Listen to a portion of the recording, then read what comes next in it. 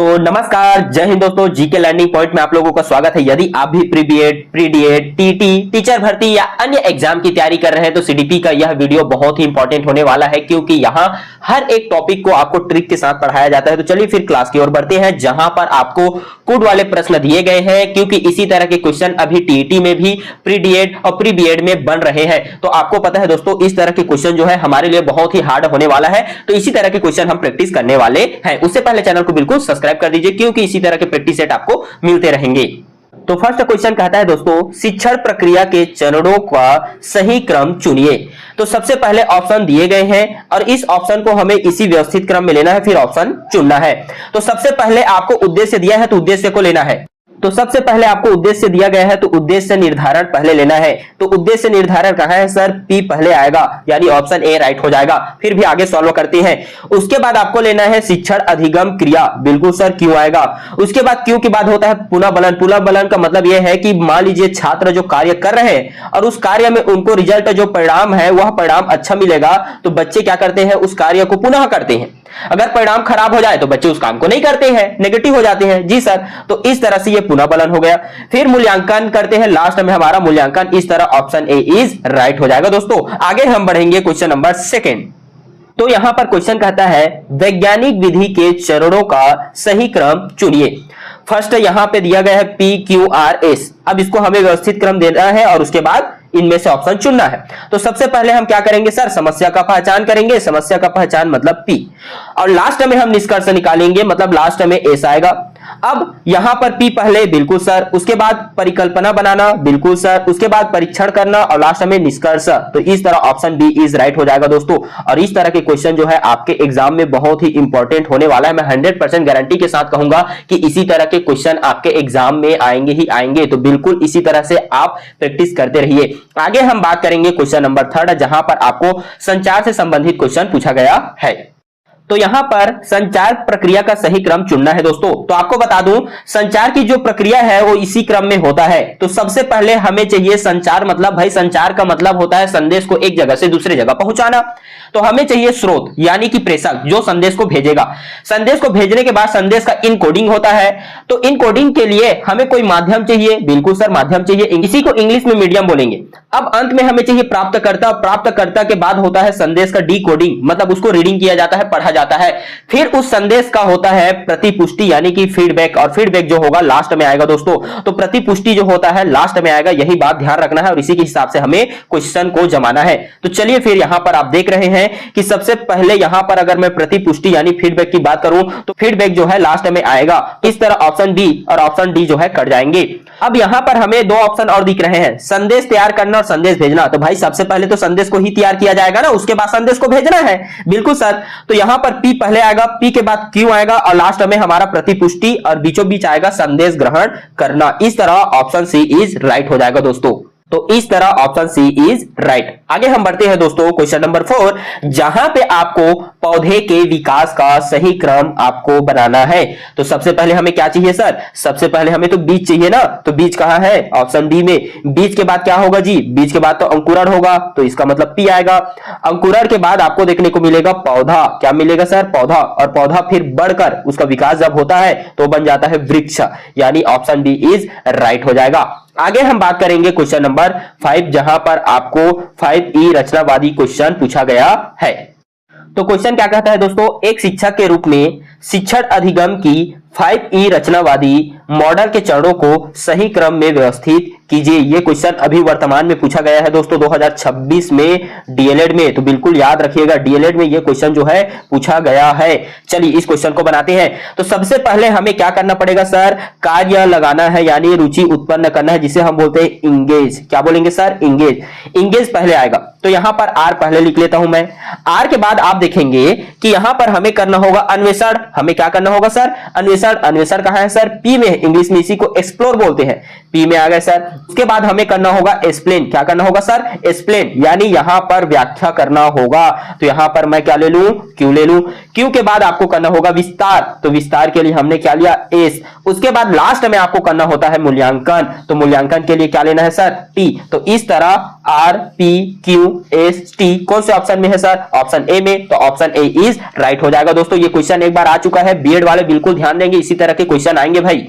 आगे हम question number 6 की ओर बढ़ेंगे, जहां पर क्रियात्मक अनुसंधान का सही क्रम चुनना है।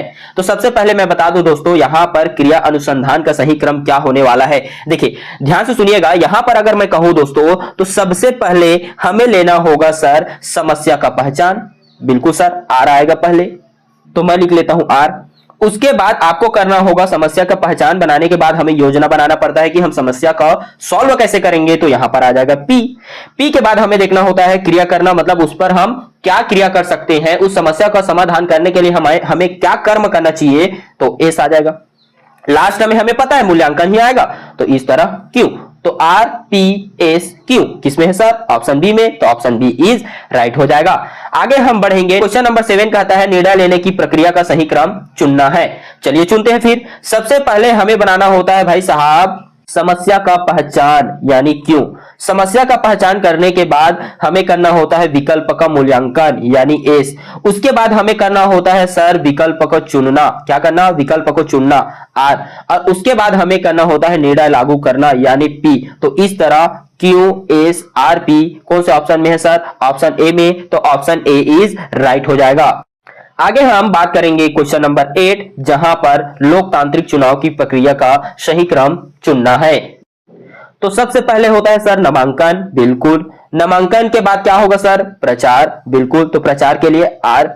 उसके बाद हम देखेंगे प्रचार के बाद आपको दिखने वाला है सर क्या, मतदान होता है भाई, मतदान मतलब वोटिंग, तो वोटिंग पी हो जाएगा। और उसके बाद उसी वोट का क्या होता है सर, गणना होता है, उसको काउंटिंग किया जाता है, तो क्यू जो होगा लास्ट में आ जाएगा। तो S R P Q, S R P Q कहां है सर, ऑप्शन बी में, तो ऑप्शन बी इज राइट हो जाएगा। उसके बाद हम क्वेश्चन नंबर 9 की ओर बढ़ेंगे। यहां पर आपको पूछा गया है ब्लूम के संज्ञानात्मक उद्देश्यों का सही क्रम चुनिए। वास्तव में ब्लूम जो संज्ञानात्मक विकास है, इसको देने वाले जो वैज्ञानिक थे वो स्वयं ब्लूम थे। उन्होंने बताया कि इस संज्ञानात्मक विकास के जो स्तर होते हैं वो स्तर होते हैं 6 स्तर। क्या क्या सर, तो उसको मैं लिख देता हूं पहले आप लोगों को समझाने के लिए। तो जैसा कि आप देख रहे हैं दोस्तों, 6 स्तर क्या क्या है। सबसे पहले ज्ञान, ज्ञान के बाद हमें मिलता है समझ यानी बोध, जिसे हम अवबोध भी कह सकते हैं। उसके बाद उसका हम करते हैं प्रयोग यानी अनुप्रयोग, फिर हम करते हैं एनालिसिस यानी विश्लेषण, उसके बाद हम करते हैं संश्लेषण, और लास्ट में करते हैं मूल्यांकन। तो इनमें से केवल 4 को दिया गया है, तो चारों को हमें इसी क्रम में जमाना है। तो सबसे पहले आएगा जी ज्ञान। तो ज्ञान आएगा तो सर पी पहले आएगा, तो पी को पहले लिख लेते हैं। पी के बाद आप देखेंगे कि उसके बाद हमें देखने को मिलेगा क्या, बोध, यानी क्यों आएगा, पी और क्यों आएगा। पी क्यू के बाद हमें देखने को मिलेगा सर अनुप्रयोग। देखिए ज्ञान हो गया, बोध हो गया, अनुप्रयोग। अनुप्रयोग कौन से नंबर पर सर, आर नंबर पर है, तो आर।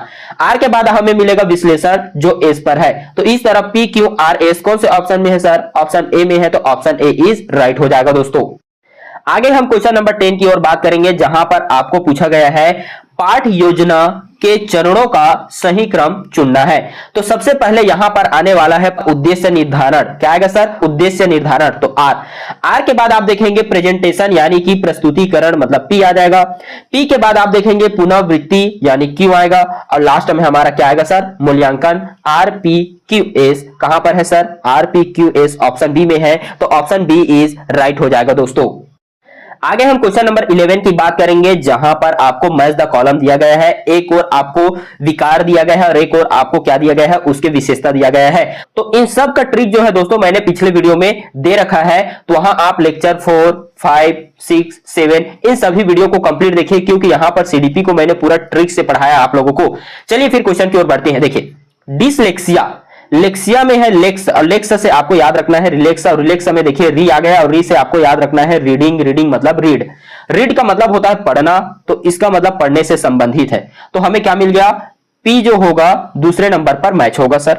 उसके बाद डिसकैलकुलिया में कैलकुलेट है, कैलकुलेट का मतलब होता है गणना करना। क्या सर, गणना करना। गणना कहां करते हैं सर, गणित में करते हैं, तो इस तरह क्यू जो होगा तीसरे नंबर पर मैच होगा। उसके बाद है डिस्प्रेक्सिया, प्रेक्सिया में है देखिए प्रेक्स, और प्रेक्स का मतलब होता है प्रैक्टिस। तो किसका प्रैक्टिस करना है सर, साइकिल चलाने का। जब आप साइकिल चलाओगे तो आपका शरीर का क्या होता है, समन्वय होता है, योगा होता है, व्यायाम होता है, बिल्कुल सर। तो इस तरह हम आर को 4 के साथ ले जाएंगे। अब बचा हुआ डिसग्राफिया, तो मैंने क्या किया था ट्रिक में, मैंने ग्राफ लिया था, और उस ग्राफ में मैं क्या करता हूं सर, लिखने का काम करता हूं। तो इस तरह एस जो हो जाएगा, एस जो होगा सर लिखने का काम है, तो यहां पर S1 हो जाएगा। तो P Q3 R4 S1 कौन से ऑप्शन में है, चलिए देखते हैं। तो इस तरह ऑप्शन ए इज राइट हो जाएगा, क्योंकि इसी तरह का कॉलम जो है, मैच द कॉलम जो है ऑप्शन ए में मैच हो रहे हैं, तो ऑप्शन ए इज राइट। आगे हम बात करेंगे क्वेश्चन नंबर 12। तो सबसे पहले यहां पर देखिए दोस्तों, ADHD लिखा है, इसका फुल फॉर्म होता है attention deficit hyper activity disorder. Hindi में बोलते हैं ध्यान में कमी। क्या बोलेंगे सर, ध्यान में कमी। तो इंग्लिश और हिंदी दोनों को देखकर चलना है, ध्यान में कमी। उसके बाद है अति सक्रियता। अब इन सब का अर्थ मैं थोड़ा सा आपको एक्सप्लेन कर देता हूं। देखिए ध्यान में कमी का मतलब क्या है, बच्चे के पास देखिएगा कई बच्चे जो है पढ़ाते हैं तो ध्यान नहीं देते हैं, तो ध्यान में कमी।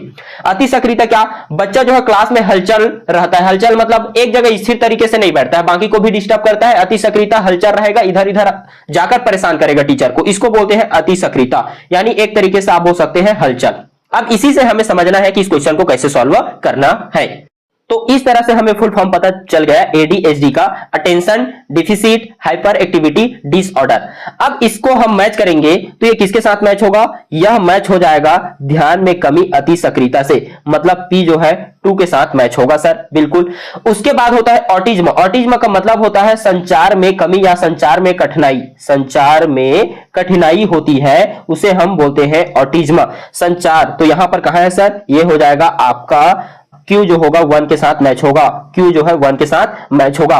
उसके बाद डिसलेक्सिया में ही लेक्स है, लेक्स से रिलैक्स, और रिलैक्स का मतलब होता है सर पढ़ना, पढ़ने, रीड। तो इस तरह से हमें R जो है 3 के साथ मैच करना होगा। उसके बाद है कैलकुलिया, डिसकैलकुलिया मतलब कैलकुलेट। अब कैलकुलेट कहां करते हैं सर, गणित में। तो इस तरह एज जो होगा 4 के साथ मैच होगा। तो हमें क्या मिलेगा, P2 Q1 R3 S4 हमें राइट आंसर लेना है। और यह कौन से ऑप्शन में है सर, तो चलिए देखते हैं। यह ऑप्शन आपको मिलेगा ऑप्शन ए में, तो ऑप्शन ए इज राइट हो जाएगा दोस्तों। आगे हम बात करेंगे, यहां पर फिर से आपको कौन सा शिक्षण मॉडल नहीं है पूछा है भाई, नहीं है पूछा है, चलिए देखते हैं। 5A शिक्षण मॉडल, बिल्कुल है सर ये तो शिक्षण मॉडल।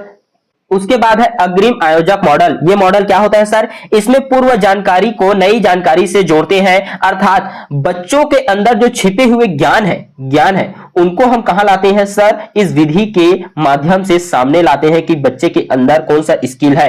तो यह भी हमारा शिक्षण मॉडल है। उसके बाद है सामाजिक अन्वेषण मॉडल, यानी समाज में होने वाले जो समस्या है उसको हम अध्ययन करते हैं, बच्चों को सिखाते हैं कि आने वाली समस्या का समाधान कैसे निकालने। तो ये मॉडल भी हमारा शिक्षण मॉडल है।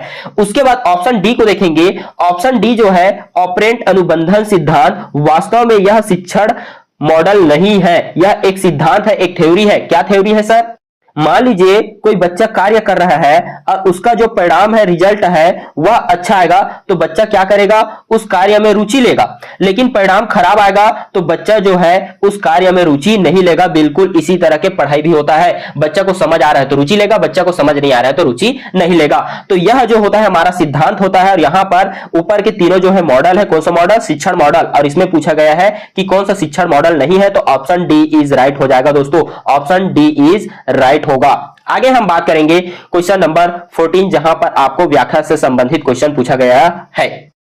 तो क्वेश्चन नंबर 14 कहता है, एक प्रभावी शिक्षक, मतलब वो शिक्षक आप हो, विद्यार्थियों के व्यक्तिगत भिन्नताओं का ध्यान रखता है। बिल्कुल भाई, व्यक्तिगत भिन्नता मतलब मान लीजिए ये बच्चा जो है स्लो तरीके से सीख रहा है तो भी आपको इसको ध्यान देना है। मान लीजिए बच्चा जो है लिख नहीं पा रहा है, लिखने में कमी है, तो भी आपको ध्यान देना है। बच्चा कोई भी धर्म जाति का होगा तो भी आपको बच्चे को समान अधिकार से आपको पढ़ाई कराना है भाई। तो ये कथन हमारा सही है सर। सभी विद्यार्थियों के सीखने की गति, रुचियां, क्षमताएं समान होती है, बिल्कुल नहीं सर। कई लोग स्लो तरीके से सीखते हैं, कई लोग फास्ट तरीके से सीखते हैं, तो यहां पर समान वाली बात तो आएगा ही नहीं। तो इस तरह हमारा कथन जो है सत्य है, परंतु आर जो है यानी कारण जो है असत्य है। इस तरह ऑप्शन सी इज राइट हो जाएगा दोस्तों।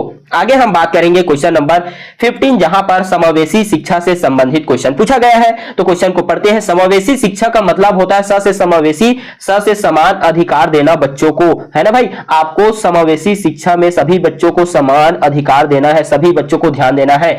विशेष आवश्यकताओं वाले बच्चों को सामान्य कक्षा दी जाती है, बिल्कुल गलत सर।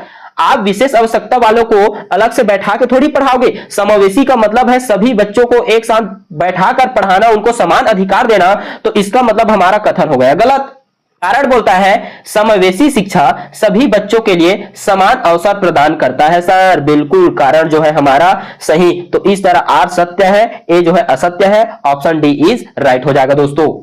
आगे हम बात करेंगे क्वेश्चन नंबर 16, जहां पर आपको क्वेश्चन पूछा गया है कि शिक्षा की सफलता केवल विद्यार्थियों की परीक्षा परिणामों से मापी जाती है। जहां केवल आया वो तो गलत हो जाएगा सर।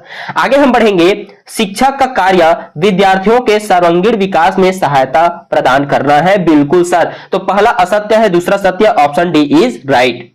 तो ऑप्शन डी इज राइट। आगे हम बात करेंगे क्वेश्चन नंबर 17, जहां पर आपको क्वेश्चन पूछा गया है बाल केंद्रित से संबंधित। तो क्वेश्चन को पढ़ लेते हैं। बाल केंद्रित शिक्षा में विद्यार्थी अधिगम मतलब विद्यार्थी की जो सीखने की प्रक्रिया है वह सक्रिय भागीदारी होता है। बिल्कुल सर, बच्चे जो होते हैं सक्रिय होंगे। तो कथन जो है सही है। कारण बोल रहा है बाल केंद्रित शिक्षा में शिक्षक की भूमिका मार्गदर्शक की होती है। बिल्कुल सर, सही बात है। लेकिन लेकिन लेकिन ऊपर में विद्यार्थी के बारे में बोला गया है, नीचे शिक्षक के बारे में बोला गया है। तो दोनों कथन तो सही है, लेकिन एक दूसरे की व्याख्या नहीं कर रहे हैं। दोनों कथन सही है, लेकिन एक दूसरे की व्याख्या नहीं कर रहे हैं। क्यों सर? क्योंकि ऊपर में विद्यार्थी के बारे में बोला गया है और नीचे शिक्षक के बारे में बोला गया है। तो इस तरह दोनों कथन सही, लेकिन व्याख्या नहीं किया जा रहा है। आगे हम बात करेंगे क्वेश्चन नंबर 18, जहां पर विकार से संबंधित क्वेश्चन पूछा गया है। तो क्वेश्चन नंबर 18 में पूछा गया है, कथन में डिसलेक्सिया से ग्रस्त बालकों को पढ़ने में कठिनाई होती है। देखिए, लेक्सिया में ही लेक्स है, लेक्स से आपको एक वर्ड याद कराया था मैंने, रिलेक्स, और रिलेक्स में री वर्ड है, और री से ही आपको याद रखना है रीड, और रीड का मतलब पढ़ना। तो बिल्कुल सर कथन जो है सही है। आगे लिखा है डिसलेक्सिया गणितीय संक्रियाओं से संबंधित अधिगम अक्षमता है। बिल्कुल गलत सर, इसके लिए तो हम डिसकैलकुलिया को पढ़ते हैं गणितीय के लिए। बिल्कुल सही बात। तो यहां पर डिसकैलकुलिया हम पढ़ते हैं गणित के लिए, लेकिन यहां डिसलेक्सिया बोला है, तो ये तो गलत हो गया।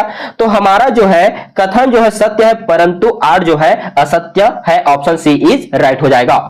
आगे हम बात करेंगे क्वेश्चन नंबर 19, जहां पर आपको फिर क्वेश्चन पूछा गया है निदानात्मक मूल्यांकन का उद्देश्य विद्यार्थियों की कठिनाइयों का पहचान करना। बिल्कुल सर, बिल्कुल। निदानात्मक को ही रिमेडियल टीचिंग के रूप में हम जानते हैं। इसमें क्या होता है, बच्चों में सीखने के लिए क्या कठिनाई, क्या समस्या आ रही है उसको पहचान करना है और उसका समाधान निकालना है कि बच्चों को कैसे सिखाया जा सकता है।